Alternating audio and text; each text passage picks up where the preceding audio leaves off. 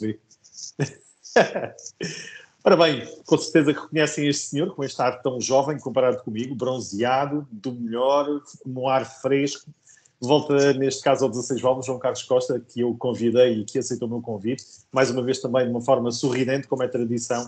E o João Carlos está aqui comigo para falarmos um bocadinho, diria eu, de uma coisa que ele não está, assim, muito habituado, principalmente nesta altura, em agosto, em meados de agosto, que é falarmos de Fórmula 1, porque já há alguns dias que não falamos, o Grande Prémio que vai assinalar o regresso vai ser em Itália, mais para o final deste mês, mas tínhamos saudades primeiro de falar de Fórmula 1 e depois de ouvir a voz do João Carlos e naturalmente aqui a observação e o comentário leve, mas para fazermos aqui um ponto de situação. E eu convidei o João está aqui comigo e por aquilo que eu percebo também te encontras bem, João, por isso saúde-te, agradeço. Muito obrigado pelo convite, Gonçalo, uma vez mais, obrigado, olá a todos os que estão a ouvir-nos ou a ver-nos. Isso. E vamos então falar de Fórmula 1, que regressa não este fim de semana, mas no outro, regressa em Zandvoort primeiro e depois em Monza. Isso, a correção está feita. Muito bem. E trago-te aqui, obviamente, para um ponto de situação, para quem está mais distraído, porque já não tem Fórmula 1 há algum tempo, mas vamos falar aqui de Fórmula 1 e eu iria lançar-te o desafio, já te disse em off e agora confirmo contigo, e eu acho que poderíamos começar para analisar aquilo que aconteceu até agora, falarmos de equipas. Vamos começar pelas equipas, depois falamos de pilotos e depois de tudo o resto. Mas para já, a nível de equipas, eu com a primeira pergunta tenho a certeza que já tens aqui 10, 15 minutos para falar, vamos ver. E eu pergunto o que é que se passa com a Red Bull. É a pergunta do momento. E eu pergunto-te o que é que está a acontecer daquela Red Bull que todos nós conhecíamos, dominadora, e que nesta altura, e consultando as minhas cábulas, tem, nesta altura, tem 42 pontos apenas de avanço, quando faltam ainda para grandes prémios como Azerbaijão, Estados Unidos, enfim. João, é um bom tópico para começar. Já não tem um grande prémio de vantagem, em termos pontuais. Isso. Bom, o que é que se passa com a Red Bull? Acho que eles próprios gostariam de saber, ainda que eu acredito que eles saibam melhor do que qualquer outra pessoa, qualquer outro comentador, qualquer outro amante de Fórmula 1. Acho que há um problema de organização interna, não tanto com a saída de nomes-chave, com a saída do Adam Newey já anunciada, ainda que ele continue na equipa, não se percebe muito bem se a trabalhar ou não, mas também não é importante. Acho que todo o Warner Gate teve consequências na forma como a equipa se uniu. O Warner Gate e a morte do patrão da Red Bull acabaram por trazer ali algumas situações de conflito dentro da equipa. A situação de luta por poder, nitidamente, entre Christian Horner e o Dr. Marco, entre o Sr. Mieczysław, que controla a parte europeia da Red Bull, e a família tailandesa, que controla 51% das ações e que, nesta altura, já são os filhos do homem que tinha, digamos que o segredo que permitiu ao Didi depois fazer a bebida energética. Essa guerra está, na minha opinião, a matar a Red Bull. Mas não é só a guerra. Eu sou daqueles que estou convencido que a Red Bull teria um qualquer sistema, e nos últimos dias tem-se falado muito naquela situação dos travões bias, pode ser, mas teria qualquer sistema que a Federação Internacional do Automóvel, fruto de alguma queixa, pedido de verificação, o que quiserem chamar das outras equipas, terá de verificar e descobriu que o carro não estava dentro do regulamento, estava ali naquela zona cinzenta e terá sugerido à Red Bull, para evitar mais problemas, retirar. Acho que se pode passar uma coisa dessas. A partir da China, segundo aquilo que se ouviu também dizer esta semana. A partir da China, muito possivelmente. Mas mais do que isso, acho que há de facto um agrupar de situações, de pequenas questões internas, de grandes questões internas, de questões técnicas de desenvolvimento que não têm resultado, que tornaram aquele carro muito menos competitivo e, na perspectiva da comparação com os outros, o carro continua a ser competitivo, mas na comparação com os outros tornou-se menos competitivo do que era anteriormente. O Max, em muitos grandes prémios, continua a fazer a diferença, mas nem sempre é possível fazer a diferença no prazo. O Max tem uma vantagem muito grande no Mundial de Construtores, uma vantagem significativa, dá-se quase ao luxo de não precisar de ganhar mais, não é verdade, ele precisa de continuar a ganhar pelo menos mais 2 grandes prémios para deixar de ter essa obrigação, passar a ter a obrigação de ser apenas segundo classificado, mas penso que nesta altura o maior problema da Red Bull é manter a consistência dos resultados e mais. É perceber o que é que está a falhar em todas as atualizações que têm sido feitas no carro. Até agora não vimos, e isto desde a China, nenhuma atualização foi feita no carro que tivesse resultado num aumento substancial de performance. Parece que a determinada altura resolve um problema que vai aparecer e abre uma outra janela de problemas. E lá vem uma outra solução para resolver esse problema que, por sua vez, abre mais uma janela. E isso faz com que toda a competitividade, todo o avanço competitivo, toda a vantagem competitiva que o Red Bull tinha, e teve durante as temporadas, sobretudo de 2023, mas também de 2022, a partir do meio da temporada, podemos dizer, a partir do Grande Prémio de Espanha de 2022, essa vantagem não desapareceu totalmente, mas está cada vez mais dilapidada. E isso torna o Mundial de Fórmula 1 mais interessante, porque as outras equipas, é o que as pessoas queriam. Exatamente. A McLaren e falta ali um segundo carro também para ajudar neste equilíbrio de contas. No equilíbrio das contas do Mundial. As outras equipas estão todas a pontuar com 2 carros, não é? E ali está a faltar um carro. Verdade, e ali tem pontuado mais um. Sim, é um facto. Mas vamos lá ver. O Sérgio Pérez, nesta altura, não tem muito menos pontos do que tinha no ano passado, na mesma altura. A grande diferença, basicamente, é que o Max não conseguiu fazer os mesmos pontos do ano passado porque não tem um carro dominador. Portanto, se nós olharmos de forma fria, independentemente dos resultados do Sérgio Pérez que têm sido parcos, ponto, acho que não há discussão possível relativamente a isso. Na comparação direta com o Max Verstappen, este ano as coisas têm corrido ainda pior do que correram no ano passado e pior do que correram em 2022. Um facto. Mas o Max também não tem conseguido dominar da forma que dominou no ano passado. Portanto, este ano, para além dessa situação do Sérgio Pérez não estar a corresponder às expectativas uma vez mais, é o Max e a impossibilidade de conseguir tantos pontos como ano passado torna a Red Bull mais vulnerável no campeonato de construtores. Portanto, lá está, mais uma vez, uma conjugação de fatores que levam a que o ar de passeio do ano passado, e o ano passado houve grandes prémios onde houve ar de passeio, este ano não pode acontecer. Este ano, a partir da China. Porque no início da temporada, nos 2 primeiros grandes prémios, a coisa estava resolvida. Exatamente igual ou pior do que o ano passado. Portanto, por isso é que eu acho que a determinada altura, mais do que a história dos desenvolvimentos, porque o túnel de vento não está a fazer correlação como fazia, mas o que é que mudou? Mudou o facto do Adrian Newey já não estar lá, já não haver o tal senhor que transformava aquilo que o Adrian Newey pensava em desenho técnico, digamos digital, e não apenas no desenho técnico no estirador. É isso que está a fazer a diferença, parece-me curto. Acho que, mais do que tudo, há, digamos que uma certa desorganização interna de uma equipa... A propósito disso, e iríamos terminar aqui... Claro, e uma última questão aqui sobre o tema Red Bull, para avançarmos de imediato para os adversários. Estávamos habituados a terem também a melhor estrategista. A Hannah costumava brilhar e resolvia grandes problemas. Este ano, uma ou outra altura, já não conseguiu fazer a maravilha. Lembra-te de uma coisa. As estratégias estão dependentes da competitividade do carro. Mas ela ia buscar qualquer coisa, ela conseguia. Eu por acaso não concordo nisso. Acho que, de facto, hoje em dia, os estrategistas das equipas são quase todos de topo de gama. E é mais fácil fazer uma estratégia com um carro competitivo com um mau carro, ou com um carro menos competitivo. É muito mais fácil, porque te abre muito mais as janelas. Mas ou seja, tu podes ir à procura de mais soluções, porque tens a certeza que qualquer que seja a tua decisão, ela normalmente vai resultar. Melhor ou pior, mas vai resultar. Vai-te dar um resultado positivo. Quando o carro é menos competitivo, quando há mais competitividade entre 3 ou 4 equipas, essa estratégia tem de ser muito mais certeira, tem de ser muito mais afinada e passa, digamos, aquela ideia da genialidade que os estrategas às vezes têm, e que existe, mas é também relativa, porque digamos que os sistemas de pensar, os sistemas, como é que eu ia dizer, digitais, eletrónicos, cibernéticos de pensar são basicamente os mesmos, pois há a decisão pessoal, mas essa situação, quando tu estás muito mais pressionado, a hipótese de erro é 3, 4, 5 vezes maior. E é isso que tem acontecido. Tu ainda não tiveste verdadeiramente uma má estratégia da Red Bull. Só que deixou de haver margem. Deixou de haver a margem que existia. E, portanto, as coisas têm de correr a 100%.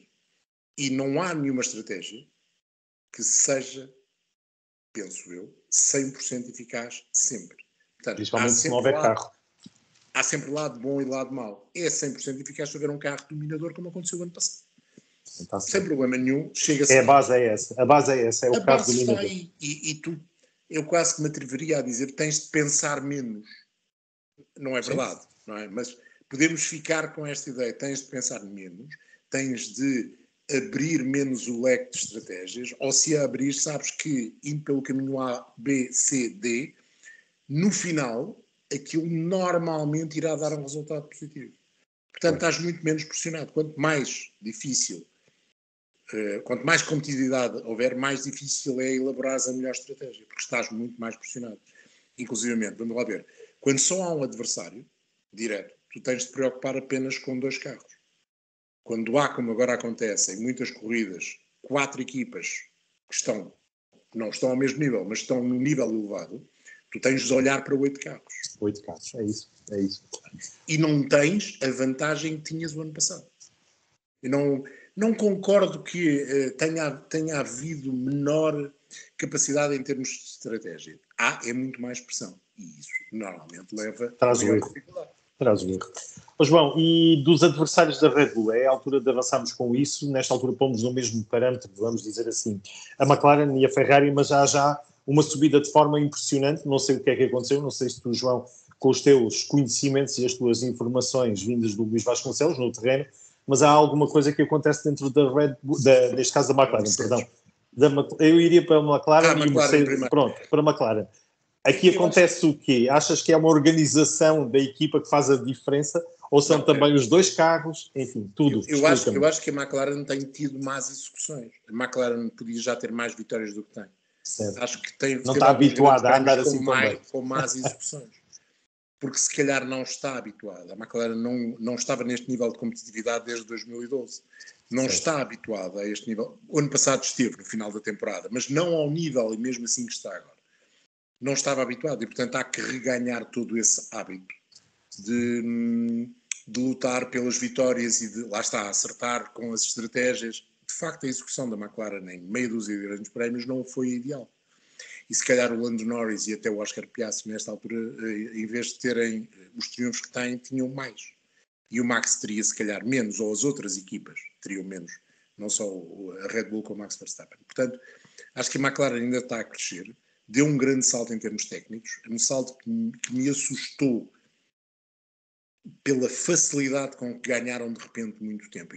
Como o carro passou do pior carro do pelotão no início de 2023, e eles diziam que sabiam porquê, para quase o melhor carro do pelotão no final de 2023. E a forma como conseguiram manter essa competitividade, menos no início da temporada, mas a partir do Grande Prémio, lá está outra vez o Grande Prémio da China, voltaram a reganhar essa competitividade e hoje são uma força presente e talvez a maior adversária, para não dizer já o melhor carro nesta altura do pelotão. A forma como eles lá chegaram é assustadora, porque não é normal isso acontecer na Fórmula 1. Algo se passou, houve ali um clique qualquer. Não vamos pensar em zonas cinzentas do regulamento, não vamos pensar em nada disso. Houve um clique qualquer naquela equipa que a tornou mais competitiva em termos da máquina. Agora falta afinar o lado humano. E não é só a questão dos pilotos. Eu acho que os pilotos nesse aspecto até têm tido bons resultados. Tem a ver com toda a estrutura e sobretudo na execução dos grandes prémios e às vezes até nas qualificações. Essa execução tem de ainda ser limada. Tem de voltar aos tempos áureos da McLaren. E isso não é fácil. É mais fácil para a Mercedes. Porque a Mercedes... Não está lá um Ron Dennis?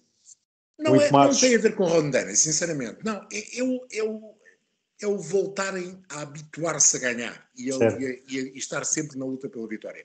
Para a Mercedes, talvez seja mais fácil. Porque, primeiro, esteve há menos tempo nessa onda positiva, na capacidade de dominar, de ganhar, de ter uma máquina dominadora, de ter uma máquina eficiente. Sofreu um balde de água fria durante 2 anos e caiu para, digamos, uma situação em que ninguém esperaria que a Mercedes caísse. E de repente voltam a conseguir ter um carro competitivo. Não sei se em todas as pistas, ainda não estou totalmente competitivo que o Double 15 venha a ser... não estou convencido que o Double 15 venha a ser competitivo em todas as pistas, mas nesta altura é muito mais competitivo do que era. O James Allison fez um excelente trabalho, a equipa liderada por James Allison encontrou finalmente um caminho para aquele chassi, para aquele estudo aerodinâmico, para resolver alguns dos problemas que tinham posto em causa a competitividade normal do W13 e do W14. Às vezes mostrava competitividade, mas era a espaços muito largos. E este W15 está, nos últimos grandes prémios, a mostrar competitividade quase sempre. A espaços muito menos largos, muito mais embora curtos. magrinho, com peso a menos num dos carros. Não, lá está, vamos lá ver. O peso, toda a gente sabe que o peso é um fator determinante na Fórmula 1 e quando tu Sem tens dúvida. carros como estes que pesam 1 tonelada, quase, qualquer grana é muito importante. Sem dúvida. Portanto, acredito que a Mercedes também aí tenha feito uma evolução. Toda a gente sabe que quanto mais magro for o carro, mais fácil é de o lastrar e mais fácil é de colocar os lastros nos sítios certos para cada uma das pistas. E se calhar a Mercedes encontrou aí também uma via. Se calhar a via foi também essa. Não só resolver os problemas do saltitar e do porpoising, etc. Foi também isso, ter frente, ter o ar a passar debaixo do carro de forma eficaz, conseguir ter o carro baixo sem ter o saltitar do carro e, para além disso, ter conseguido, de alguma forma, ajustar tudo isto e fazer existir correlação entre aquilo que acontece no túnel de vento e no CFD e aquilo que acontece na pista. Estou curioso com duas coisas relativamente à Mercedes. Onde é que vão parar os desenvolvimentos este ano? A Mercedes tem gasto muito dinheiro, tem tido muitos desenvolvimentos e acho que a determinada altura o teto orçamental vai ser um problema para a Mercedes, a não ser que aquilo que eles estejam a fazer seja já preparar o caminho para 2025 na perspectiva de vamos levar este orçamento ao limite, vamos trabalhar em casa para o carro de 2025, vamos ver onde é que isto nos leva e depois colocar no carro de 2025 e usar já o dinheiro, por assim dizer, de 2025. 2026. E 2025, não, estou a falar mesmo do carro de 2025. 2026 é um caso... É uma folha em branco. É uma folha em branco, nessa altura. É uma folha quase em branco. Acho que a Mercedes vai ser interessante ver como é que vai continuar a fazer desenvolvimentos no carro. O mesmo se pode dizer da Red Bull, que apesar de tudo tem apresentado bastantes nos últimos tempos. A McLaren, mesmo assim, tem apresentado menos. Portanto, se calhar ainda tem margem de manobra em termos orçamentais para ir um pouco mais longe. Para além do mais, convém não esquecermos que em termos orçamentais base, eles têm mais dinheiro, não é? Porque ficaram mais atrás no campeonato, portanto, podem usar e têm mais horas de desenvolvimento e agora com esta subida de forma para este segundo semestre as coisas já não são tão assim, mas de qualquer forma continuam a ter mais dinheiro que a Red Bull para fazer desenvolvimentos e mais horas de túnel de vento e de CFD. Vamos ver. Acho que temos esta parte final do campeonato, estes últimos 10 grandes prémios com este calendário só tonto. Este final de temporada é uma tontaria pegada. Ninguém percebe porque é que temos 2 grandes prémios seguidos, depois um intervalo de uma semana, outro grande prémio, um intervalo de uma semana, outro grande prémio e depois outra vez uma pausa. Não pensaram nos comentadores, não pensaram em ninguém. Nomeadamente do Sport TV. Os comentadores é o menos. Eu sei. Mas é também, quem me diz grandes prémios em 6 fins de semana para terminar o ano é só tonto, as pessoas já estão completamente no limite. É uma tontaria. Este calendário... É ver o limite das pessoas. João... Nem sequer é só isso. Acho que é mesmo não pensar nas pessoas. Pronto, é isso. João, e o que é que aconteceu à Ferrari desde o mergulho de Leclerc no Mónaco? A partir daí o carro ficou lá no fundo, ficaram lá todos, porque há de facto uma grande vontade. Há um Sainz que está de saída, já leva as chaves para se poder ir embora, mas até lá é o único que parece que está a conseguir sair da piscina do Mónaco. Não sei, olha, eu acho que a Ferrari, quando fez o desenvolvimento do ano inicial, foi pelo bom caminho.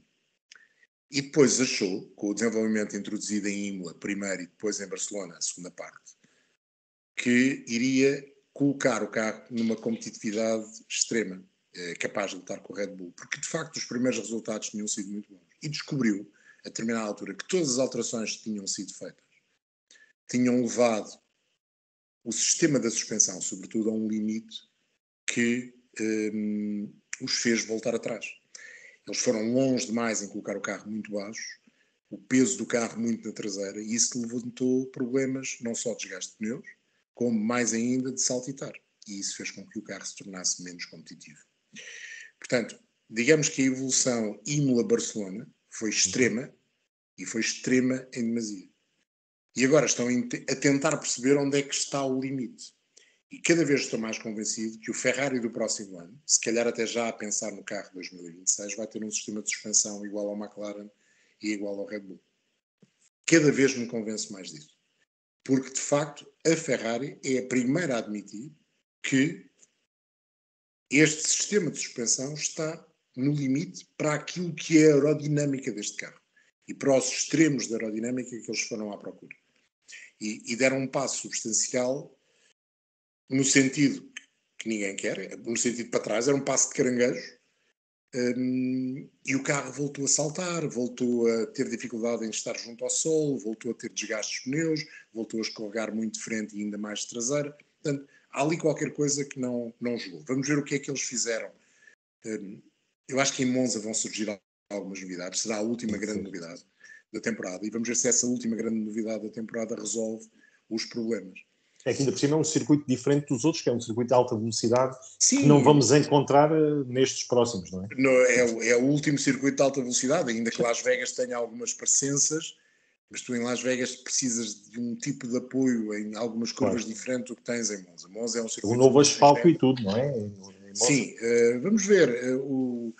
A pista de Monza sofreu algumas alterações e não é apenas a chicane inicial. Sim. Que teoricamente fica mais lenta, mas ao ser mais larga, se calhar permite que os carros estejam mais rapidamente na potência máxima à saída da segunda parte da chicane. Mas vai ter banking em algumas curvas, vamos ver, por exemplo, o que é que vai acontecer na parabólica e a velocidade com que os carros vão conseguir fazer a parabólica, estes carros da aerodinâmica forte, e a forma como vão entrar na reta da meta, se isso não irá permitir aumentar substancialmente, ou neste caso diminuir, tornar os tempos ainda mais baixos numa volta. Há várias situações. A pista não parece que tenha sofrido tantas alterações como de facto sofreu. A mais visível é a primeira chicane, mas depois há curvas com banking, pequenino, mas existe, há escapatórias diferentes, há asfalto também diferente, portanto vai ser um novo desafio.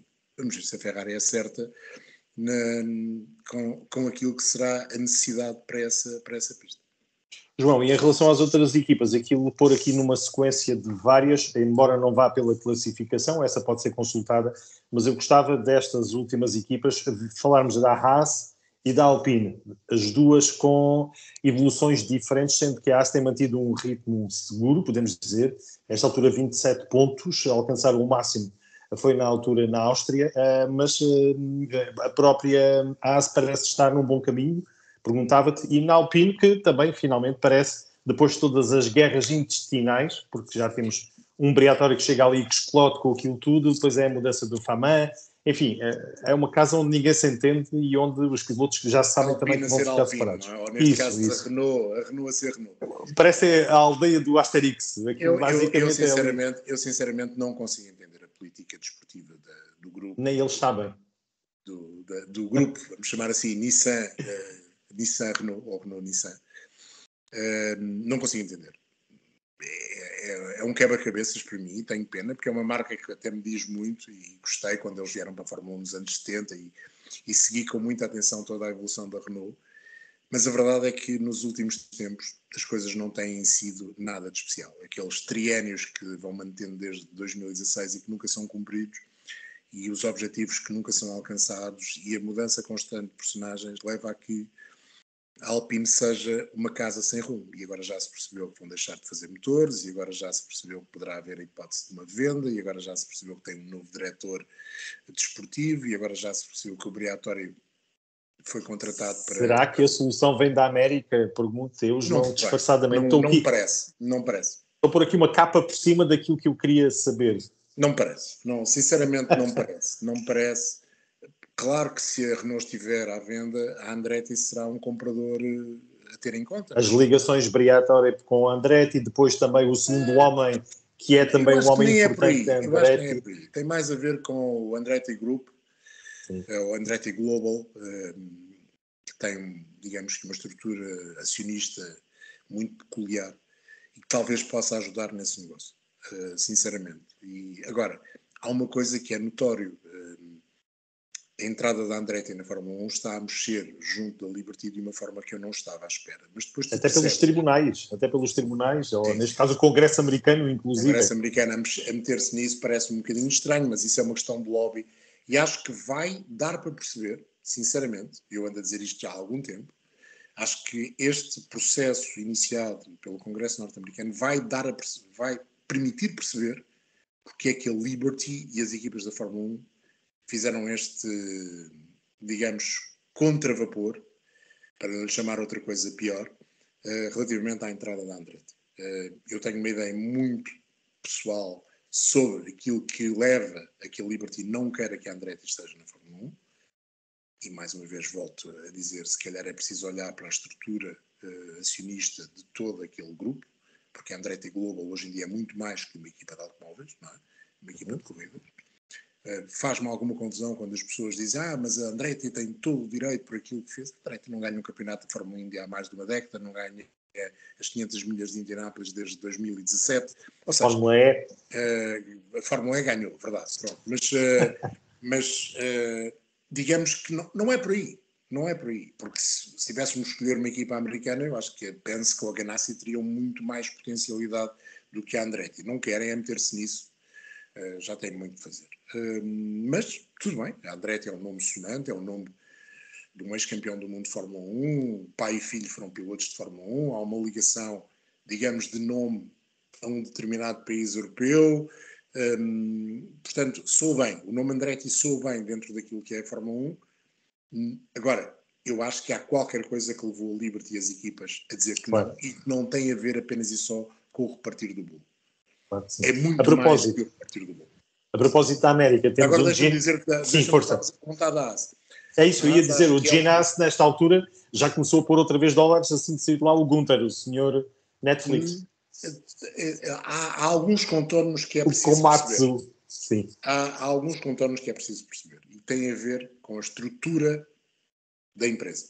Nós estamos a falar da Fórmula 1, estamos a falar da Haas. A estrutura da empresa passou por uma situação, digamos, complicada, não em termos financeiros, mas em termos de decidir quem manda. E nesta altura essa situação está completamente, ou quase completamente, sanada. E, portanto, o Gene voltou a querer apostar na Fórmula 1. Tirou o Gunther Steiner, finalmente, pôs o japonês a tomar conta da coisa. Para mim foi uma surpresa positiva. Não estava à espera o Komatsu tem sido fantástico mesmo. Foi uma surpresa muito positiva. Sem dúvida. Não só na forma como lida com a situação, na forma e em silêncio, que é uma da principal virtude, atendendo ao barulho de todo o lado. Até em contraponto com aquilo que acontecia antes e aquilo que acontece normalmente na Fórmula 1. Exato. Acho que a Haas é um bom case study. Agora, a Haas poderá ter no futuro algumas novas ligações que podem tornar a equipa ainda maior. A minha dúvida é, essas novas ligações são para melhorar a competitividade da equipa e torná-la uma equipa capaz de lutar pelas posições de topo e não apenas pelo meio da tabela? Certo. Ou é mais uma manobra de marketing? Mas também com a entrada dos novos patrocinadores, não é? Portanto, que também trazem patrocinadores que não eram habituais e entram na Fórmula 1 com a Haas. Não, fala-se muito na Toyota. E a Toyota tem a ver com uma digamos que uma ligação industrial da própria empresa com a marca japonesa. E isso poderá ser muito importante para a empresa. Vamos ver se será assim tão importante para a equipa da Fórmula 1, mas obviamente ter o nome da Toyota e ter o dinheiro da Toyota e ter alguns meios que a Toyota a acontecer tem, se irá ajudar a desenvolver. Eu acho que sim, mas vamos ver. Porque a Toyota já experimentou ter uma equipa de Fórmula 1, coisa que resultou. Podia ser que um bocadinho diferente. Poder-se, por outro lado. Está bem.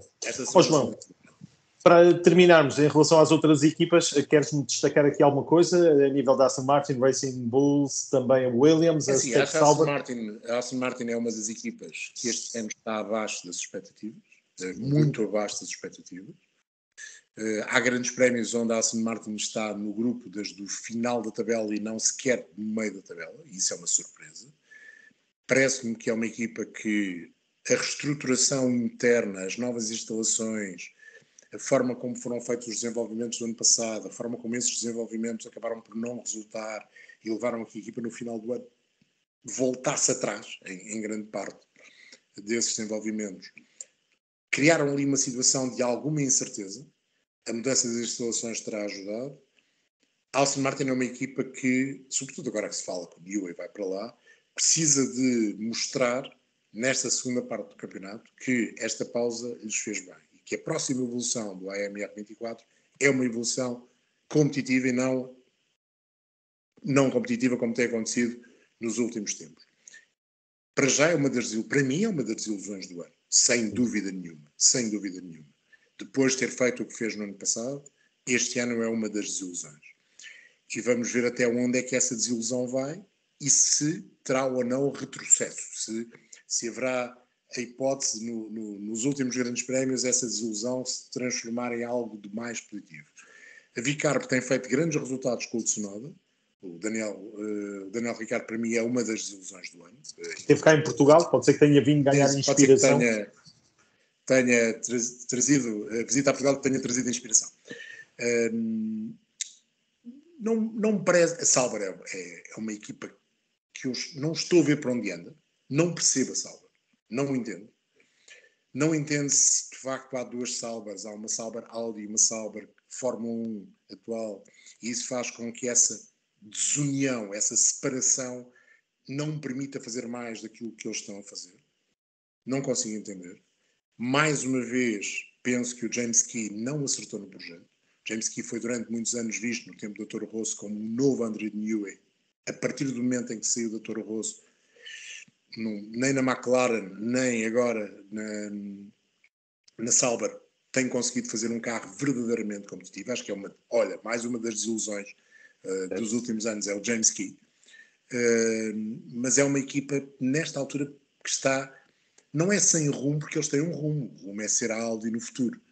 Mas esse rumo de ser a Audi no futuro está-lhes a custar caro agora.